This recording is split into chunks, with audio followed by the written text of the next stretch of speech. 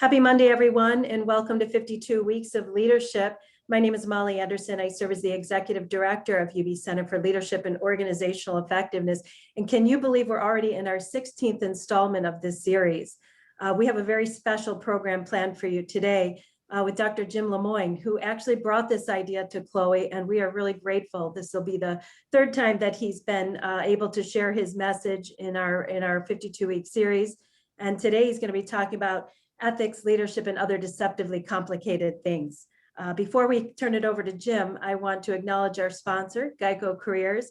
And I also want to mention to you that in about a month, we're going to be welcoming everyone to our conference on June 3rd with Daniel Pink.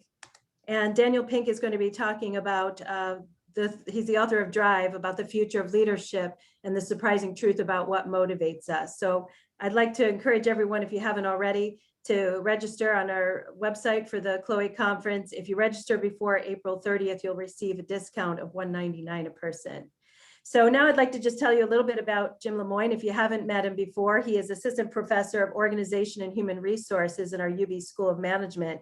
He's a researcher, he's the author of Business Defined, and he's been featured in many of the top management journals, including Harvard Business Review, Fast Company, and Entrepreneur. He also serves on the board of the Greenleaf Servant Leadership Foundation. Without further ado, I'd like to welcome back Jim Lemoyne. Okay, thanks, Molly. Let's see if this works. Hello, everybody. A big welcome to you from the Green Screen Studio here at the beautiful Silverman Library, Cape and Hall at the University of Buffalo's North Campus.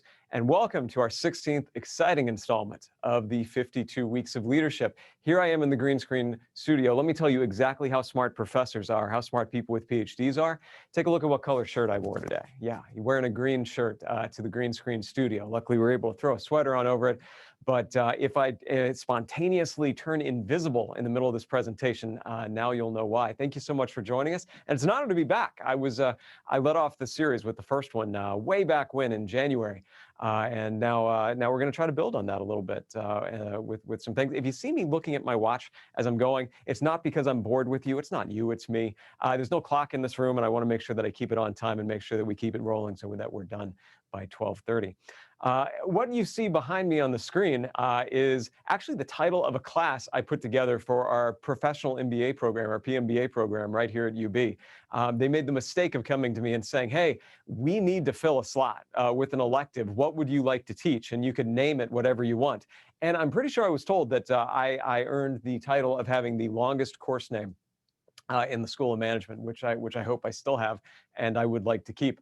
Hi, my name is Jim. If we haven't met before, I'm an organizational psychologist researching and teaching stuff around leadership and ethics and how they interact and how they intersect and how they do and don't play nicely together. And ethics, it's a complicated topic, and it's an important topic right now, certainly in the leadership. And I'm sure all of you who are watching, listening to this at home, in your offices, wherever you are, you're thinking, maybe I can get some refreshers. Maybe, I can vindicate what I'm already doing, but I know I'm already an ethical leader. Everybody, you're good, I'm good. We think we're all moral, right? What I hope to kind of just introduce you to is the idea that this whole idea of moral leadership is a lot more complicated than what we normally think about. And obviously it ties back into a lot of things we've been talking about in this series, going back in time to when Emily Grijalva told us about the perils of narcissistic leadership, when Prasad Valkundi talked to us about how inadvertently we could have negative relationships. Teresa last week talking about inclusive leadership. All of this ties back into ethics. And on the topic of inclusive leadership, I almost forgot, hey, if you haven't been checking them out, all of the archives from this series have been uploaded to our webpage. You can just Google 52 Weeks of Leadership. You'll go right to it. We've uploaded a bonus episode for you featuring me and one of my students, Kaylin Norris, talking about inclusive leadership, very frankly, unscripted, just the two of us going back and forth. We had a fun time. I'm white, he's black. So there were some really cool insights that came out of it. I hope you'll check it out. Again, just Google 52 Weeks of Leadership. You'll find it. Anyway, going back in time, how I started this whole series off when I spoke last was I shared with you my definition of leadership. And it's one that I adapted a little bit from former General and President Dwight Eisenhower. His was leadership is getting people to do what you want them to do because they want to do it, not because they have to, not because they're forced to, not because you make them, not because you have a fancy title, but because they actually want to do it. And then I said, I love that definition, but I feel like we're missing something. It's one thing to inspire and motivate. It's another thing to develop them, to teach them, to get them to the point where they're the ones who are coming up with the things that everybody needs to want to do, right? So I suggested adding this on, helping them to accomplish things they didn't know they were capable of. And one conversation I have a lot with my students, with the companies we work with in Chloe, is just, do you have to be moral to do this? Can you be an effective leader and not be an ethical leader or a moral leader, however you want to call it? Or is it just, and this is kind of where I got to, I think it helps. I think it helps with most groups if they see you as ethical and moral. How do you do that? That's something that I want to, that's the point of my whole class, but that's what I really want to dive in today. And it seems really simple, right? It just be a good person, right? That's all we need to do to be an ethical, moral leader. Just lead while being a good person.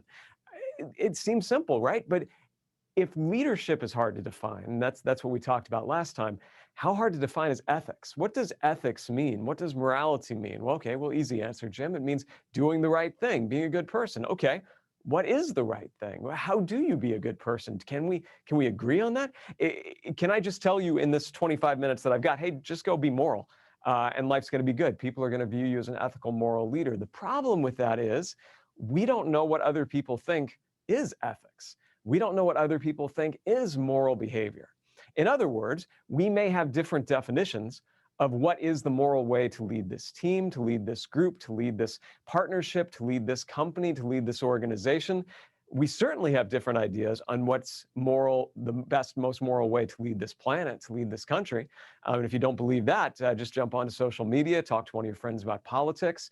The neat thing about politics, and it's a positive in one way and it's a negative in the other, both sides, no matter which one, both sides really believe that what they're talking about, what they're thinking about, it's the right thing, it's the moral thing, it's the ethical thing. Now, this isn't about politics we're going to talk about today, but similarly, there can be different approaches to morality that inform the way you lead your team and the way you lead your organization.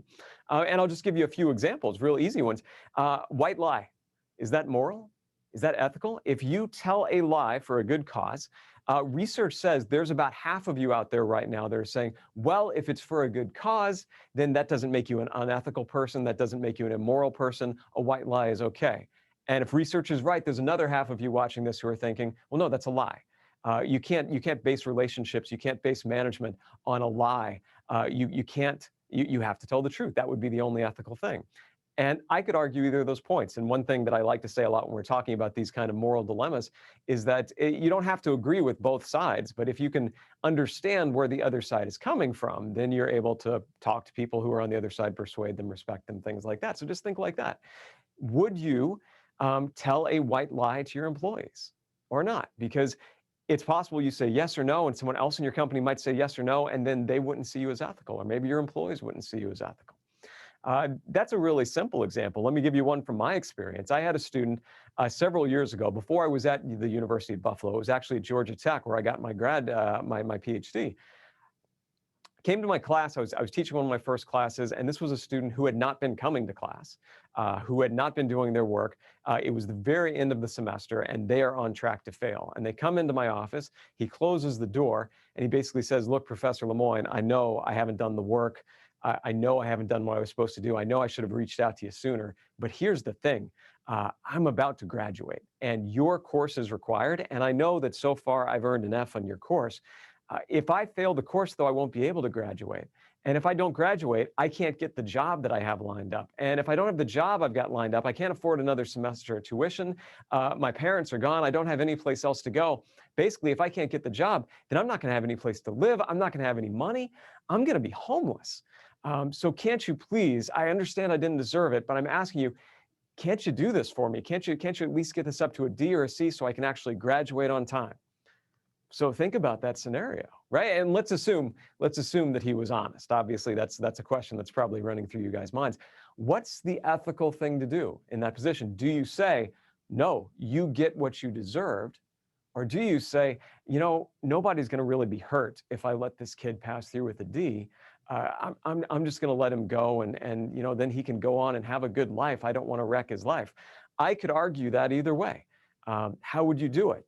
If I had gone and told some of the other grad students, some of the old professors, I did it this way, Maybe if they felt the other way, they would have thought that I was unethical, while I thought that I was ethical. You see how this is complicated? The big example in American history that I like to go back to a lot is the Nazi scientists at the end of World War II. These were individuals who did really despicable, repugnant, grotesque things to human beings. But the United States and other Western powers had an opportunity to benefit from their knowledge, for the benefit of the space program, for the benefit of the medical program, if they just let them off the hook. So would you pardon these Nazi scientists if it would mean that people's lives would be saved because of new drugs, new medicines, if it meant that the United States would beat Russia to the moon, things like that? These are moral dilemmas and they have organizational implications. Let me give you one more example, just because it's one of my favorite.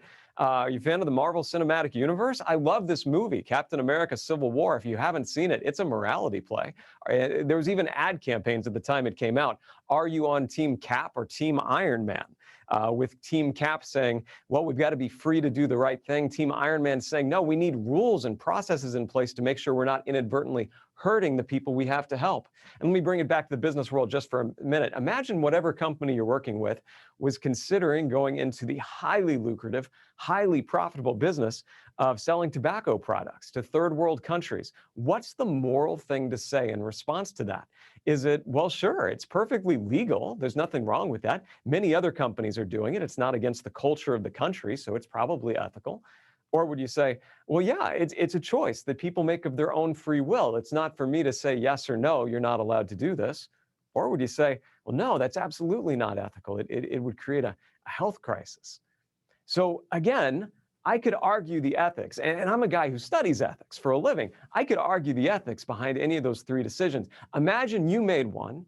You conclude, hey, I've made the moral decision. I've made the ethical decision. Are your customers on the same page? Do they also think that's the moral, ethical decision? Are your coworkers, are your bosses, are your subordinates, is everybody else on the same page? You'll assume they are. You will assume, this is one of the subconscious biases that we have, you'll assume that since you've concluded it's ethical, other people will, 9 times out of 10. And so it'll catch you by surprise when you find that other people maybe don't think you're quite as ethical of a leader as you've been thinking. You might think you're leading ethically. Here's the problem. Your employees may believe you're not. They may believe that you're completely going down the wrong path. They may believe you're completely unethical, immoral, even when you're doing the thing that your conscience guides you to do. Now, before I dive deeper into this, let me make one point that I'm always laser clear on. I'm not arguing for moral relativism. This is not an argument to say, well, there is no morals and everybody do whatever they want, nothing like that. No, some of the finest minds and moral philosophers and thinkers of the 20th century, at least, concluded that, no, that there are certain lessons, right or wrong, that we should ascribe to. And this applies to organizations as well. What I am saying is we, especially in today's hyper-partisan environment, we have a tendency to hate people who disagree with us, especially about these deep moral and ethical issues. So think about it. If you make a decision in your organization that you believe is the ethical one, but it's one that a different ethical viewpoint could get you to a different answer to, you're at risk of other people thinking you're unethical. You lose legitimacy with them, you lose credibility with them, and without that, it's a lot more difficult to be a strong leader. This cartoon that I've got right up next to me, it basically says the way our political system is. When you think someone's the bad guy, when you think someone's wrong, disagrees with you on ethics, we get angry at them, right? And that's no way to lead a team. Think about research says that there's really 3 different ways. There may be more than that. My research, this is an area of emphasis for me. I wrote a review of hundreds of papers on this. There are at least 3 different ways you as a manager in an organization, I don't care if you're at the lowest levels or the very top, the CEO, there's at least 3 different ways that you can manage ethics, that you can try to be the ethical, moral leader. One way, you might say things like this: it's the way we've always done things. Lots of other companies do the same thing. It's what we've always accepted as right. We have norms in this company. This is what's right. This is what's wrong. This is our culture. This is who we are. We're not breaking any laws or rules with this, either in our country or in other countries. It's consistent with company policies. Hey, the reason we've been this way, there's a reason we've been this way. We're not doing it just because it's fun. This is who we are. This is who we're going to be. This is our culture. This is our ethical culture. Managers often say this one. Other managers might say, well, this is what's good for our community. This is what's good for our employees. This is what's good for diversity, for the environment, for our employees' families, for everybody. If everybody benefits and nobody's hurt, must be the right thing to do, right? And take a look, that's two different ways at getting at a moral decision that could get you to very different. The second kind of moral leader, they don't care about the company norms. They don't even care about the laws of the United States. They're like, what can we do that would help the most people? And then there's a third way that a lot of managers do. And this one is actually the one that's most common in the movies. This is the one Team Cap used. This is the one Captain Kirk used, but I'm getting ahead of myself. It's not my place to make a moral decision for somebody else. You can't legislate morality. I can't just tell you what to do and that's not going to make you moral. It's not my right. That sounds judgmental. Here's what my gut tells me. What does my gut tell you? So some managers approach morality more that let's let everybody find what's moral for them. Let's let them come to that themselves. That's the only way you can get to true moral development. And again, hopefully you can imagine how these three approaches could lead to three radically different paths, different processes, three radically different ways of leading the organization. And all three of these are going to think to themselves, I'm a moral leader. I'm doing my best. I'm doing what is ethical. I can justify what I'm doing. But what if the employees disagree? What if the coworkers disagree? What if your customers disagree? The Academy of Management, who I've written for once or twice and presented their conferences, one of those big nerdy academic organizations, they put this graphic together about this phenomenon that I'm talking to you about right now, the three types of moral leaders. And there you go. You can see there's a nice little quote from me right there. Here's a big takeaway. No matter which one of these three moral approaches you use, it's better than an immoral approach or an amoral approach. An amoral approach basically meaning an approach that doesn't think about morality at all. As long as you're using one of these standards, you're ahead of the pack. You're doing well. But this was a little graphic that we put together to show kind of these three different types. And basically those three bubbles that I showed you earlier, we call them in order: ethical leadership, servant leadership, and authentic leadership. All moral. They're all trying to do the right thing. They're just getting to what that is in a lot of different ways.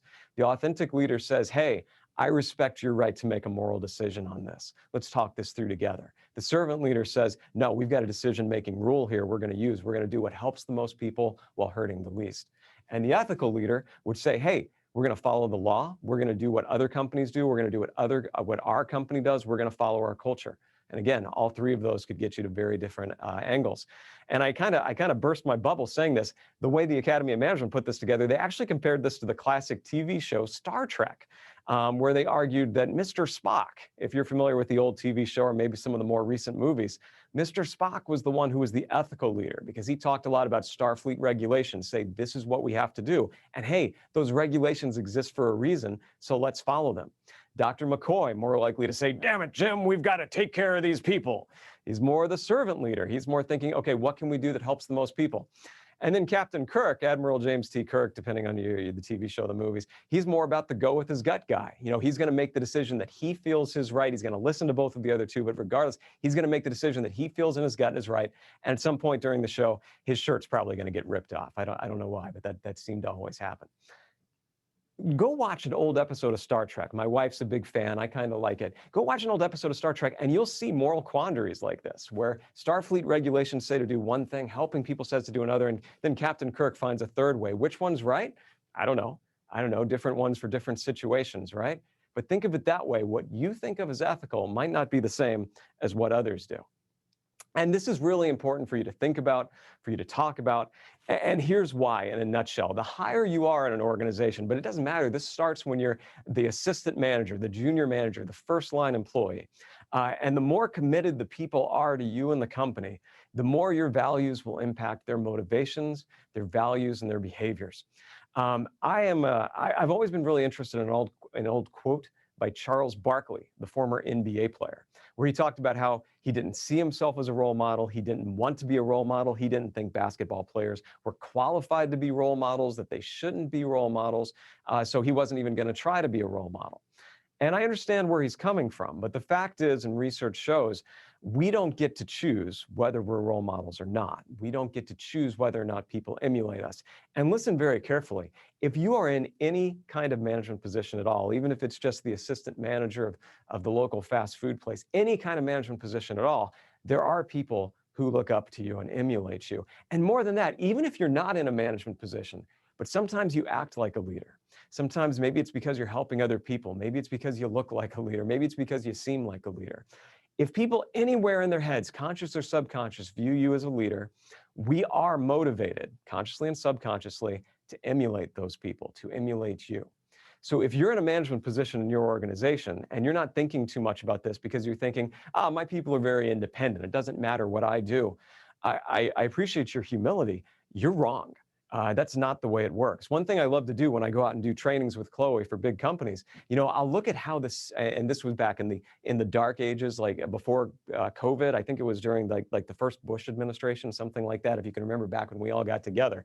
But I'll look around the room and see how many people are sitting exactly like the CEO is sitting, or exactly like the COO or the president or the board chair. And what I'll find is people are subconsciously, for the most part, copying the mannerisms, even the way you're sitting. Are they sitting with their legs crossed, right leg, left leg? If you look around the room, you can see there's actually a lot of copying going on, and nobody even knows it. Because again, much of this is subconscious. So what you do, you are a role model, whether you like it or not, whether you're comfortable with that or not. People are watching you, they're emulating you. In the words of Robert Greenleaf, who founded the Servant Leadership Perspective, are you sensitive to the needs and perspectives of all who are watching what you say, think, and do? So with that in mind, you've really got to get the right answer to this stuff. There we go. Your employees may or may not share your view of what's moral. That's the big point here. You're assuming, hey, I'm honest, except maybe for the white lies. I'm fair. I'm not discriminating. I'm doing my best to be inclusive. I'm an ethical leader. I'm a moral leader. My employees see that. My company sees that. My boss sees that. People respect me for being an ethical, moral leader. You may be right.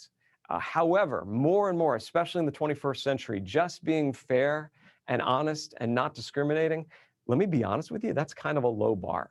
I've actually had people tell me that in the interviews. Well, yeah, sure, I'm an ethical manager. I've never discriminated against anyone. I'm not racist. I try to be inclusive. Okay, that's a low bar. I mean, that's baseline. I'm not saying that's not important, but what do you do beyond that? And more people are looking beyond that. What are you doing to be ethical, to be moral? And does it align with my perspective? So what do we do about this? I mean, that's kind of the big question that comes up. Okay, Jim, if you're telling me that I can be the most ethical manager in the world, but because my perspective may not be shared by others, they're going to see me as unethical, what the heck do I do about that? Well, there is a solution, and it's a pretty simple one. You talk to people. You have difficult conversations with people. You don't just assume that people in your company, that people in your team, that people you work with share your view of ethics and morality. You say, hey, what does it mean to you to do the right thing? What do you think we would do if the company was in this kind of situation? What if games can be very useful, very informative, and very educational for everyone around them. What if we were in this moral dilemma? What would you do? What would I do? Why? No judgment here. Tell me why that, because that's not what I thought. What about what you thought? What do you see as ethical? Where do you think we've made mistakes? Companies don't have these conversations. And there are a lot of reasons for that. One is that they don't know they need to have them. Leaders think that they're all fine. Another one is it can be uncomfortable because people could come back and push on you and say, no, I don't think that's right. I have a different perspective. And especially with our ethical views, we don't like being told that we're wrong. We don't like being told that we could be going down the wrong path, that we might be the unethical one.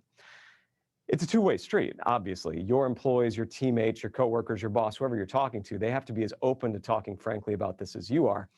But someone has to take that first step. And hey, you want to call yourself a leader, that's you. So what do I recommend? I recommend talk to your employees, talk to your teams, talk to your companies. Hey, here's what I think ethics means for us. We are going to be an ethical team. We are going to be a moral team. And this is what that means for us. This is what that means for us today in this context. This is what that's going to mean for us tomorrow. I don't want there to be any doubt about what being ethical, what being moral means. We're seeing more and more companies do things like this along the lines of things like inclusion. Here's exactly what we're going to do to get there. Here's what inclusion means to us, things like that. So we are seeing progress in that. Okay, so let's take it to the broader area, not just inclusion, and look at ethics as a whole. We say we're a good company. Here's what we do that puts our money where our mouth is. Let's talk as a team. Let's talk one-on-one, whatever works for you and your company. This is what ethics means to me. Is that what ethics means to you? And if not, can we find a way to merge our two viewpoints to make sure that we're being as ethical and moral as possible? And it is exactly 12:25, so I think I've timed this pretty well. Obviously, I'm just diving in 25 minutes to what could easily be a semester worth of a course, and people have spent their whole lives talking about ethics. But just remember that main point. And this is so important for leaders because people are watching you, people are looking at you, they're emulating you, but they're also looking to see when they think you might be hypocritical. You say you're ethical, you say you're moral. Are you sure everybody agrees with you on that this was the right thing to do? Maybe you should have let that other person decide. Maybe you should have let the company rules win the day. Talk to your employees. Never assume that you're on the same ethical page. Now, when having these difficult conversations with employees, where you want to make sure that they're inclusive of your viewpoint and you're inclusive of theirs, that's a whole other topic, and that can be amazingly challenging. But I understand, Molly, that we've got someone talking about that just next week. Am I right? You are right, Jim. Next week is Marcia King on inclusive leadership. She's co-facilitator of our leadership coaching certification program. Marcia King. And now with what little time we've got, I thank you for your attention. I hope you got something out of it. It was interesting. I can't see the screen or any questions from in here. So Molly, if there are any questions, I'm happy to give it a shot. Thanks, Jim. Yes, we have two questions. The first one is from Sujatha, who said, great topic, Jim. How do you develop consensus within an organization around ethics? Well, first, hi, Sujatha. I hope all's well. Consensus is a really dangerous word. It's an ideal we all aspire to, but one of the greatest pitfalls of team decision-making, and team decision-making as far as what ethics is, that's certainly decision-making, is finding a quick consensus. Because this is an uncomfortable topic, because you're worried it can offend some people, it can insult some people, or it might be challenging, it's the implication, not the implication, what's the word I'm looking for? Your drive, I'm missing the word I'm looking for. It's on the tip of my tongue. What we want to do is to find that quick consensus where everybody agrees. The problem is, especially the bigger the organization is that really realistic without a whole lot of work going into it? So consensus is great if you can immediately get to it, but 9 times out of 10, organizations and teams that think they have a consensus on anything really don't.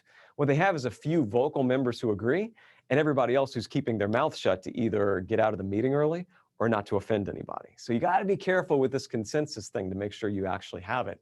But this gets back to what I said a second ago. You need to have very frank and open conversations about this. This is what ethics means to me. Here's a what-if situation. Here's what I believe the company should do. And it could be something as simple. The customer has this issue that I'm not sure that our policies address. Do we tell do we let our customer service representatives do what they think is best? Do we tell them they have to switch to the policy? Even that's a starting point, even something as simple as that. But there's no magic bullet here. There's no silver bullet here. It takes a lot of conversations. Sometimes they have to start one-on-one. I really recommend that this is a conversation that every team manager has with each and every one of their followers, everyone that reports to them, and even do that before you're in the group, because in the group setting, some people are going to button up. They're not going to be so talkative. The consensus, I don't mean to pick on that word, but it's a really dangerous word in the team context because it's so easy to assume you have consensus when you don't. Thanks, Jim. We have one more question. How does gut feeling fit into morality and ethics in the decision-making process? Well, have you ever watched Star Trek? Have you ever watched the Marvel Cinematic Universe? There's a lot of examples in this. Most of us, in fact, well, think of it this way. If you've got some question of ethics in front of you, okay, do I do this or do I do that? Do you consult some kind of decision-making rule? Like to go through the 3 approaches to leadership I gave you earlier, do you think to yourself, this is what's legal, this is what isn't, this is what my culture, my community accepts, so it must be moral? Do you think to yourself, does this help the most people? Does it hurt the most people? Or do you find working through these complicated decision-making rules, some people will say it kind of ignores the point of ethics. That's not really getting at what morality is. There's some people who say, what is ethics? What is morality? Well, it's what a good person would do. And it's what a good person would know to do from their gut. They would look at a situation, they'd feel, the rule might say to do this, or this idea might say to do this, but my gut tells me this is what's going to be the best in the long term for everybody, for society, for whatever the outcome is. We've all had these gut impulses when we've had to react to things, especially things that make us angry, especially things where we think people have been unfair. Hasn't there ever been a time when you've heard about some unfair way a man was treating a woman, for instance, and you didn't go through decision-making rules in your head. It's just your gut. You know it's wrong. You know it's wrong that these people have been discriminated against. Well, what if you're in a situation where the rules say to do one thing, and you could argue that you're going to help the most people by doing the second thing, but in your gut, you're like, no, I'm not satisfied with either of those answers. And there are situations like this. And again, Star Trek was great for him. Gosh, I'm sounding like a nerd on this one, but I hope I answered your question. There's a lot of different ways we can make moral decisions, thinking about rules and norms, thinking about what works for everybody, or just thinking, okay, what would a good and fair person do? And they can all get you to different answers. Well, thank you, Jim. You covered a lot of ground in a short amount of time. I really appreciate you being here, and everyone else who joined us, thank you. Look forward to seeing you next week. And if you want to go back and see any past episodes, they're all on our website. Thank you and have a great week, everyone.